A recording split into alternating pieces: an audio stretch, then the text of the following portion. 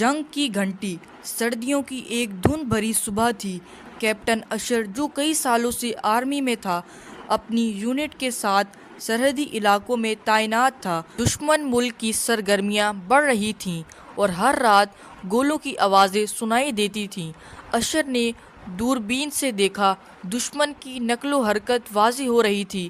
اس نے وائرلیس پر حکم دیا، تمام سپاہی مورچوں پر پہنچ جائیں، حملے کا خطرہ ہے۔ سپاہی تیزی سے حرکت میں آ گئے۔ اشر جانتا تھا کہ یہ کوئی عام رات نہیں، کچھ بڑا ہونے والا ہے۔ رات کے اندھیرے میں اچانک دشمن کی طرف سے گولہ باری شروع ہو گئی۔ کیپٹن اشر نے فوراً جوابی کارروائی کا حکم دیا۔ توپیں دہاڑنے لگیں، گولیاں چلنے لگیں اور فضا دھماکوں سے لرزنے لگی۔ اشر کی یونٹ نے بڑی ہمت سے دشمن کا مقابلہ کیا، لیکن ان کے ایک ساتھی سپاہی امجد شہید ہو گیا۔ اشر کی آنکھوں میں آنسو تھے، مگر اس نے خود کو سنبھالا۔ یہ جنگ ہم اپنے وطن کے لیے لڑ رہے ہیں، ہار نہیں مانیں گے، اشر نے چیخ کر کہا۔ اگلی صبح دشمن پیچھے ہٹ چکا تھا، لیکن اشر جانتا تھا کہ یہ مکمل جنگ نہیں تھی۔ اسی دن انٹیلی جنس سے ایک خفیہ پیغام ملا، دشمن سرنگ کے ذریعے ہماری سرحد میں داخل ہونا چاہتا ہے، ہمیں فوراً کارروائی کرنی ہوگی۔ اشر نے اپنی خاص ساتھی لانس نائک بلال کو بلایا۔ بلال، تمہارے ذمہ ہے کہ سرنگ تلاش کرو اور اگر ممکن ہو تو تباہ کر دو۔ بلال نے سلام کیا، جان حاضر ہے سر۔ بلال اور اس کی چھوٹی سی ٹیم رات کی تاریکی میں سرحدی علاقے کی طرف روانہ ہوئی۔ زمین کھودنے کی آوازیں، تازہ مٹی اور دشمن کے جوتوں کے نشانات، یہ سب کچھ ایک بڑے خطرے کی نشاندہی کر رہے تھے۔ آخرکار ایک جگہ بلال کو نرم زمین اور اندر جانے کا راستہ ملا۔ یہی ہے وہ سرنگ، بلال نے سرگوشی کی۔ انہوں نے فوری طور پر بارود نصب کیا اور دشمن کے داخلے سے پہلے ہی سرنگ کو اڑا دیا۔ پوری زمین زوردار دھماکے سے دہل گئی۔ سرنگ تباہ ہو گئی، لیکن دشمن نے نیا راستہ نکال لیا۔ اس بار وہ ایک گاؤں کے ذریعے اندر آنے کی کوشش کر رہا تھا۔ یہ گاؤں سرحد سے تھوڑا دور تھا، مگر وہاں کے لوگ جنگ سے بے خبر تھے۔ کیپٹن اشر فوراً گاؤں پہنچا اور لوگوں کو محفوظ مقام پر منتقل کروایا۔ وہ جانتا تھا کہ اب لڑائی نہ صرف دشمن سے ہے بلکہ وقت سے بھی۔ اگر ہم نے دیر کی تو دشمن ہمیں اندر سے نقصان پہنچا دے گا۔ دشمن نے رات کی تاریکی میں اس گاؤں کا محاصرہ کر لیا۔ ان کے پاس جدید ہتھیار اور رات میں دیکھنے والی دوربینیں تھیں۔ اشر نے اپنے کچھ جوانوں کو درختوں کے پیچھے چھپا دیا اور باقی سپاہیوں کو مورچوں میں لگا دیا۔ اچانک ایک دھماکہ ہوا اور دشمن نے حملہ کر دیا۔ فائرنگ شروع ہو گئی۔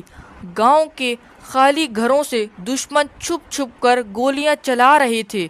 اشر نے وائرلیس پر پیغام دیا، یونٹ بی دائیں طرف سے دشمن کو گھیریں، یونٹ اے سامنے سے دباؤ بنائیں۔ کئی گھنٹوں کی لڑائی کے بعد دشمن پیچھے ہٹنے پر مجبور ہو گیا، مگر جنگ کا خاتمہ نہیں ہوا تھا۔ لڑائی کے بعد علاقے کی تلاش لی گئی تو ایک زخمی دشمن سپاہی پکڑا گیا۔ اسے فوراً بیس کیمپ لے جایا گیا۔ اشر نے اس سے سخت سوالات کیے، تم لوگ یہاں کیوں آئے؟ تمہارا مقصد کیا تھا؟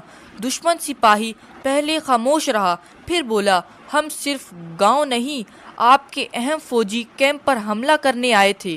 اشر چونک گیا، مطلب اصل حملہ ابھی باقی تھا۔ وہ فوراً واپس کیمپ پہنچا تاکہ اگلا دفاعی پلان تیار کیا جا سکے۔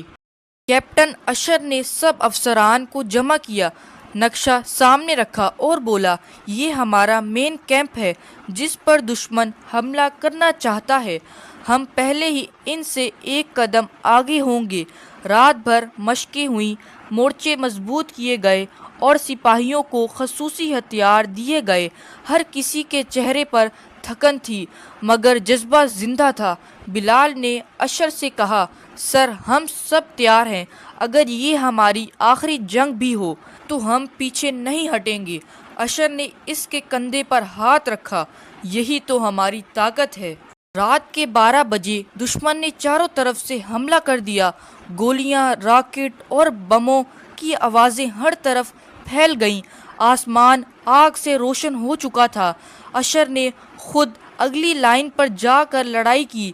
بلال نے مشین گن سنبھالی ہوئی تھی اور دشمن کو آگے بڑھنے نہ دیا۔ فضا میں اللہ اکبر کے نعرے گونج رہے تھے۔ دشمن کو ایسی مزاحمت کی امید نہ تھی۔ ان کی صفوں میں افراتفری مچ گئی۔ کئی دشمن مارے گئے، کچھ قید ہوئے اور باقی بھاگ نکلے۔ یہ ایک طویل رات تھی مگر آخر کار دشمن شکست کھا چکا تھا۔ صبح کی روشنی میں ہر طرف سکون تھا۔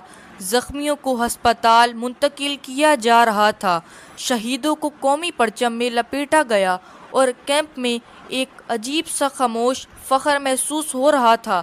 اشر نے شہید ہونے والے بلال کی قبر پر پھول رکھے۔